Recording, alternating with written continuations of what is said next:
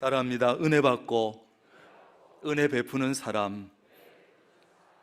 어떤 왕이 있었는데요, 이 왕이 한 번은 나라 안의 현자들을 다 불러서 너희들이 세상의 모든 지혜를 한번 총 정리해봐라. 세상의 모든 지혜를 다 총 정리를 한번 해봐라. 그래서 이 현자들은 세상의 모든 지혜를 모으고 모아서 12권의 책으로 정리를 했습니다. 그래서 갖다 드렸더니 왕이, 야, 그 많은 책을 누가 다 읽겠냐? 그러면서 줄여. 그래가지고 이 현자들이 또 열심히 연구해서 한 권으로 요약을 해서 갖다 드렸어요. 그랬더니 왕은 이번에는, 야, 그것을 누구나 쉽게 알 수 있도록 한마디로 요약을 해와라 그랬어요. 여러분, 세상의 많은 지혜를 어떻게 한마디로 요약하겠습니까? 그래도 이 현자들은 밤낮으로 연구해서 마침내 한마디로 요약을 했습니다. 따라합니다. 세상에 공짜는 없다. 이게 세상의 모든 지혜를 모아가지고 압축하고 요약하고 짜냈더니 세상에 공짜는 없다. 이것이 그렇습니다. 세상에는요, 여러분도 경험해 본 것처럼 공짜는 절대 없습니다. 하나님과의 관계에서도 공짜는 없습니다.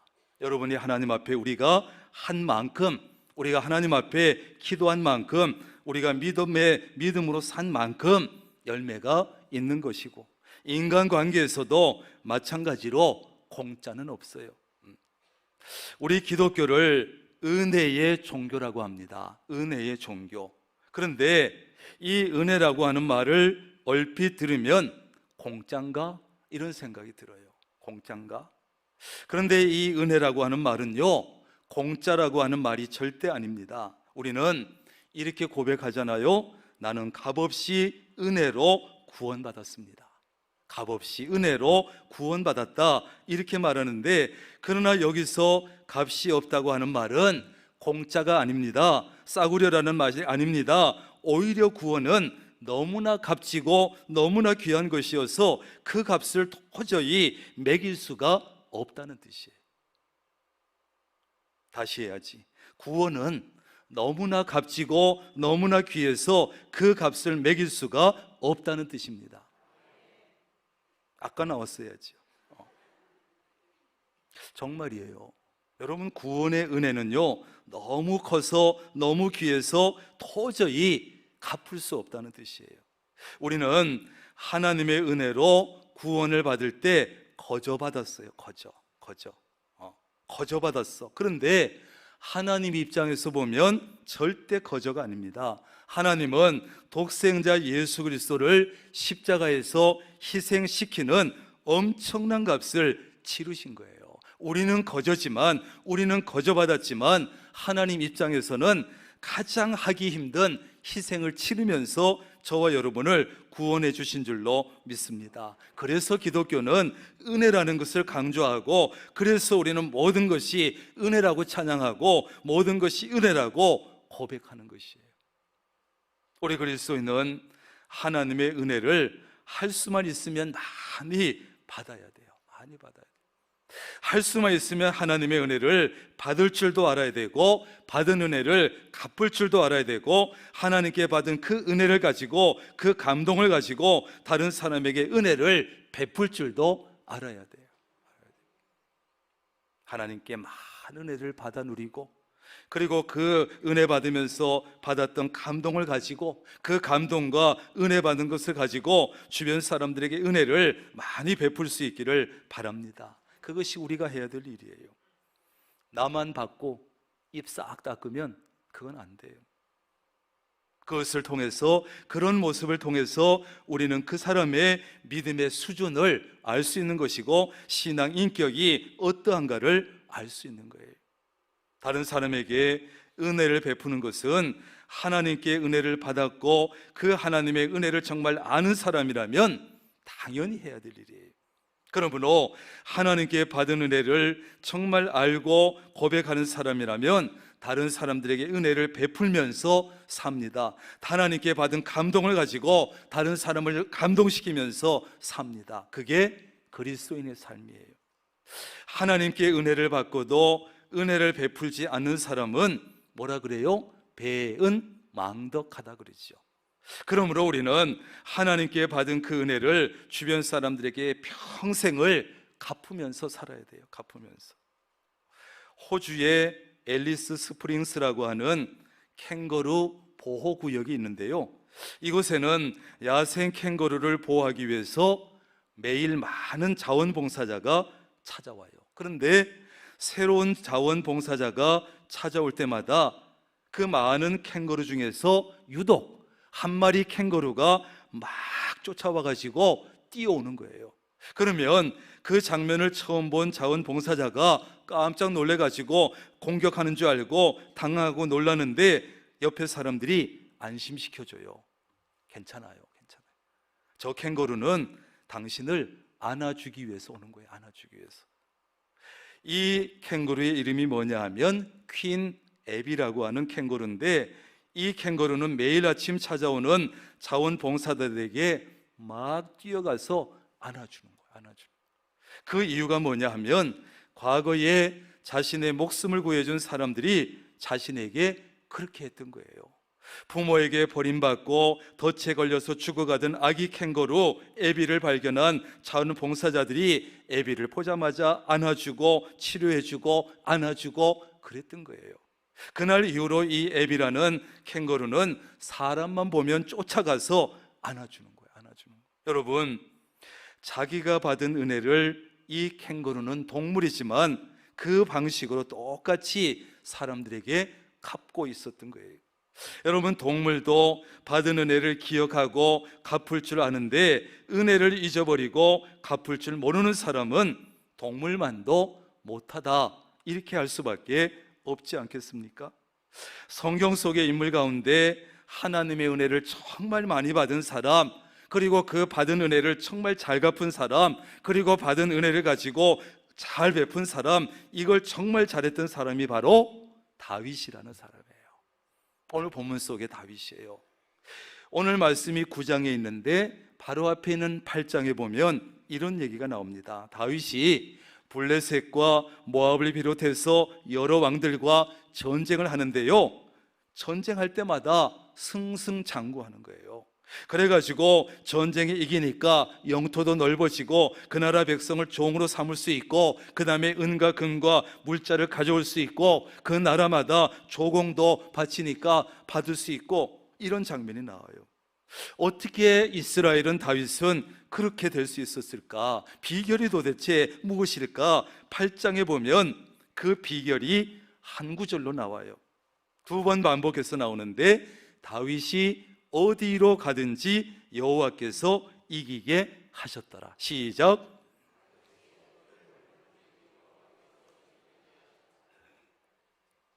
다른 비결이 없었어요. 다른 비결이 없었어요. 다윗이 어디로 가든지, 다윗이 어느 나라 싸우든지, 누구와 싸우든지, 강한 사람과 싸우든지 승리하게 하신 분은 누구시다? 하나님이셨어요. 전적으로 하나님의 은혜였어요. 다윗은 자기가 잘나서, 자기가 싸움에 능해서, 자기가 능력이 있어서, 자기가 군사가 많아서 전쟁에 이긴 것이 아니라는 것을 잘 알았고 인정했어요. 어떻게 알 수 있습니까? 8장을 여러분 읽어보시면 다윗은 전쟁에서 승리한 이후에 전쟁을 통해서 얻게 된 것들을 모두 다 하나님께 갖다 바친 거예요. 그리고 여느 왕들처럼 무슨 자기를 위해서 전쟁 기념필을 세운 것이 아니라 모든 영광은 하나님께 돌렸어요. 왜 그랬을까요? 하나님의 은혜라는 것을 알았기 때문이에요. 다윗은 하나님의 은혜로 나라를 든든히 세웠고 그 모든 것은 하나님의 은혜라고 고백하고 인정한 사람이에요. 그 후에 이제 9장으로 넘어오면서 어느 날 다윗이 이렇게 말합니다. 사울의 집에 아직도 남은 사람이 없느냐, 있느냐? 내가 요나단으로 말미암아 그 사람에게 은총을 베풀리라, 이렇게 말해요. 지금 이런 얘기 할 때가 어떤 때냐면, 이때는 다윗이 이스라엘의 왕이 된 이후에 많은 시간이 지났을 때였어요. 처음에는 나라를 세우고 나라를 안정시키고 여기에 정신 없다가 이제 어느 정도 나라가 안정되었을 때 다윗은 아주 친했던 이 친구 요나단과의 약속한 것이 생각이 난 거예요. 다윗이 이렇게 여러분 특별히 요나단의 후손을 찾아서 은혜를 베풀려고 한 것은 두 가지 이유가 있는데, 하나는 요나단은 다윗에게 있어서 생명의 은인이었기 때문에 그래요. 그의 아버지 요나단의 아버지 사울은 우리가 아는 대로 평생 동안 다윗을 잡아 죽이려고 쫓아다녔던 사람인데, 희한하게도 그 아들인 요나단은 그때마다 다윗을 살리려고 애를 쓴 사람이에요. 신기하지요? 부자인데. 두 번째 이유는 뭐냐? 다윗은 요나단이 살아있을 때 약속한 게 있어요. 야, 너와 나 사이에 무슨 일이 생기면 서로 가족을 돌봐주자. 나에게 일이 생기면 네가 우리 가족 책임지고, 너에게 일이 생기면 내가 책임져 줄게. 굳게 약속을 한 적이 있어요. 다윗이 사울에게 쫓기는 긴급한 상황에서 요나단과 생명을 걸고 했던 약속이에요. 그래서 수소문을 해가지고 사울 가문에 시바라는 종을 찾았고, 다윗이 시바에게 묻습니다. 예, 사울의 집에 남은 사람이 없느냐? 내가 그 사람에게 하나님의 은총을 베풀고자 하노라. 누구의 은총이요? 하나님의 은총을 베풀고자 한다. 지금 다윗이 요나단의 후손에게 은혜를 베풀려고 하는 것은 자기가 하나님께 받은 은혜 때문입니다. 그 은혜를 갚기 위해서입니다. 다시 말해서 지금까지 하나님께서 자신에게 베풀어 주신 그 은혜를 기억해서 요나단의 후손에게 은혜를 베풀려고 하는 것이, 뿐만 아니라 다윗은 요나단에게 했던 약속은 내가 요나단에게 했지만 사람 앞에서 한 것이 아니라 하나님 앞에서 한 것이라고 생각했기 때문에, 그래서 다윗은 이제라도 어떻게 하든지 그 약속을 신실하게 지키려고 한 것이에요.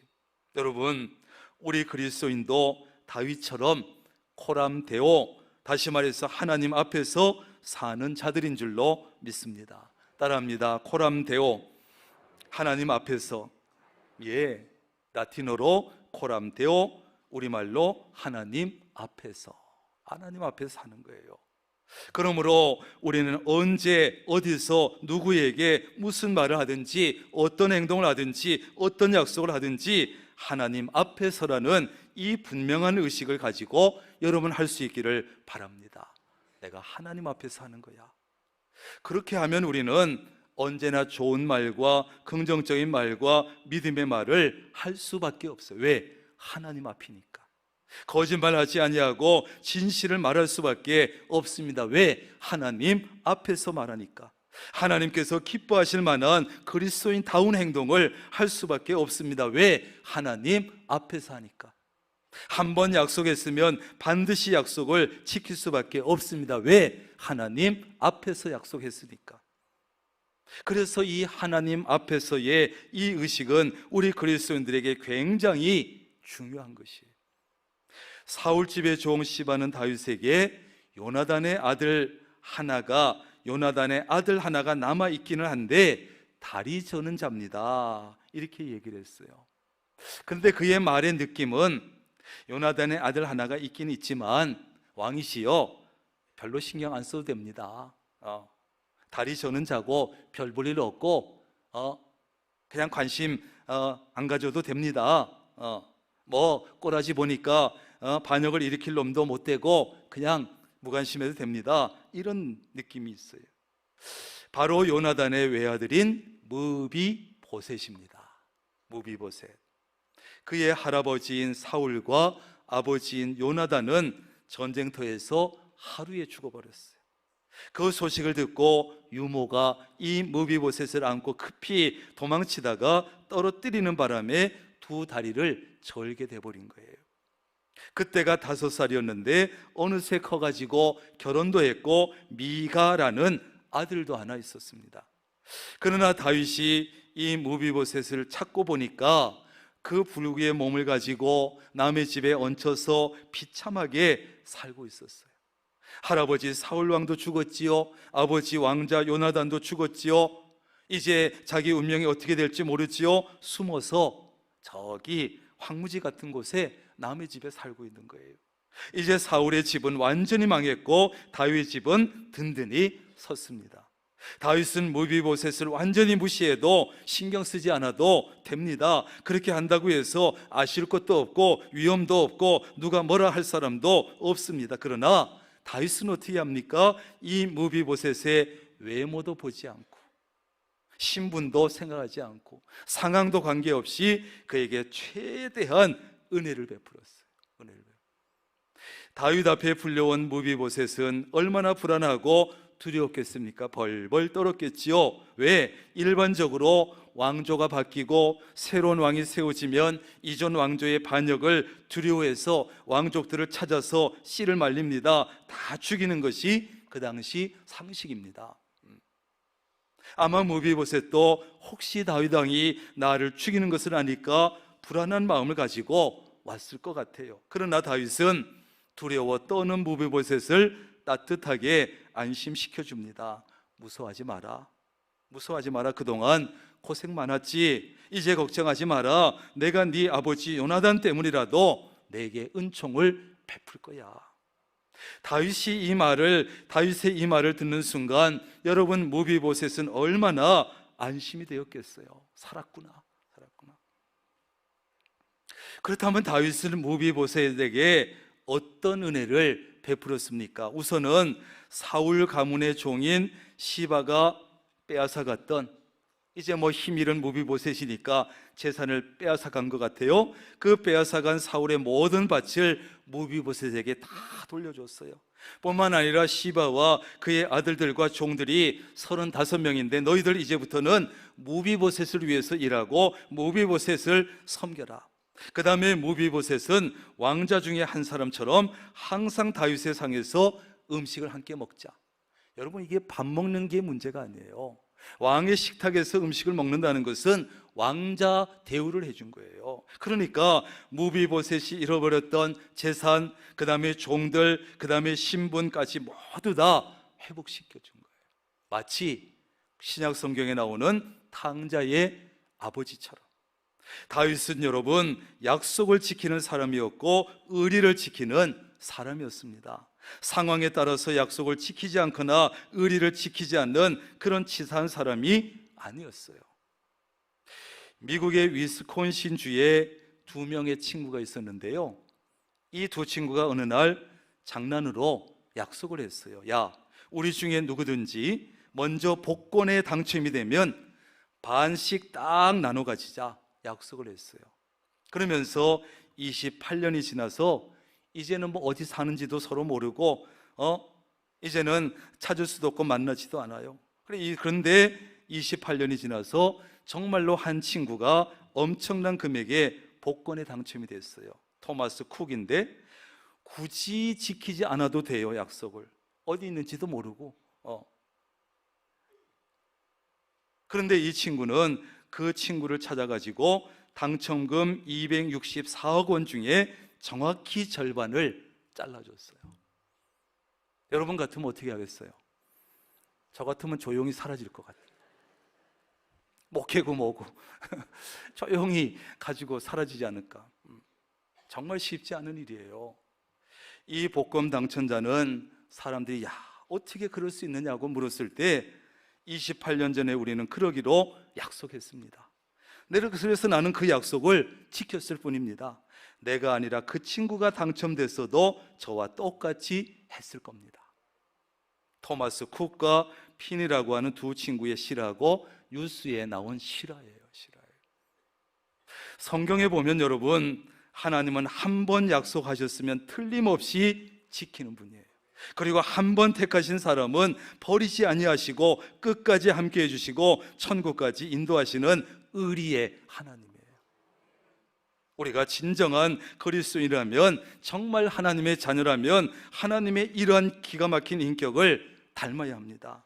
한 번 약속한 것은 반드시 지키려고 최선을 다해야 합니다. 하나님과의 약속도 그렇고 사람과의 약속도 그렇고, 약속했으면 지켜야 합니다. 한 번 하나님의 손을 붙잡았으면 끝까지 놓지 말아야 합니다. 의리를 지키는 거지요. 믿음의 의리를 지켜야지. 근데 사람들은 신앙생활 하면서도 얼마나 변덕스럽고 약속을 안 지키고 의리를 안 지키는지 몰라요. 교회 와서 신앙생활 하다가도 뭐가 좀 맞지 않으면, 뭐가 좀 어떤 일이 있으면 하나님의 손을 놔버리려고 그래요. 의리가 없어. 다윗은 자기가 여러분 권력이 있다고 해서, 강자가 되었다고 해서 약자에게 약속을 지키지 않거나 의리를 저버리거나 그러지 않았어요. 약자를 결코 무시하지 않았습니다. 여러분, 세상에서 가장 치사하고 가장 비겁한 사람이 어떤 사람인지 아세요? 강약, 약강의 사람이에요. 강한 사람 앞에서는 한없이 약해지고, 약한 사람 앞에서는 강해지고, 이런 사람이에요. 자기보다 조금이라도 지위가 높거나 가진 것이 많거나 공부를 많이 한 사람 앞에서는 한없이 약해지고 작아지고 비굴해집니다. 그런데 자기보다 조금이라도 지위가 낮거나 가진 것이 적거나 공부를 적게 한 것 같으면 그 앞에서는 한없이 강해지고 무시하고 함부로 대하고 깔아 뭉갭니다. 그러나 다윗은 그렇지 않았어요. 그리스도인은 그래서는 안 돼요. 다윗은 비록 무비보셋이 신분도 잃어버리고 재산도 잃어버리고 권력도 잃어버리고 불구의 몸을 가지고 비참하게 살고 있었지만, 얼마든지 무시해도 되지만 무시하지 않았어요. 함부로 대하지 않았습니다. 약속 안 지켜도 어떻게 할 수 없는 처지지만 그러지 않았습니다. 그에게 지켜야 될 요나단과의 약속을 신실하게 지켰고, 충분하게 지켰고, 요나단과의 우정과 의리를 끝까지 지켰어요. 참 멋있습니다, 다윗이. 그러나 대부분의 사람 그렇지 못합니다. 자기 형편에 따라서 혹은 상대방의 형편에 따라서 약속을 바꾸기도 하고 멋대로 지키지 않습니다. 내가 뭐 지키지 않아도 저 사람 나한테 어떻게 할 수 없어, 힘도 없는 놈이, 그러면 안 지키는 거야. 자기 사정이 좋지 않아도 사람들과의 약속도 하나님의 약속도 지키지 않아. 내가 약속 지키지 않아도, 내가 의리 지키지 않아도 나에게 어찌할 수 없는 사람이라고 판단되면 약속도 지키지 않고 의리도 지키지 않아요. 의리도 지켜야 될 것 같으면 지키고, 지키지 않아도 뭐 나한테 어찌할 수 없는 사람 같으면 지키지 않습니다. 치사하고 비겁한 사람이에요. 그래서는 안 됩니다. 여러분 어떻습니까? 오히려 우리는 강한 자에게는 강하고 약한 자에게는 약해야지요. 강한 사람 앞에서는 당당하게 행동하고 주장하고, 약한 사람에게는 친절하게 대하고 따뜻하게 대하고 그래야지요.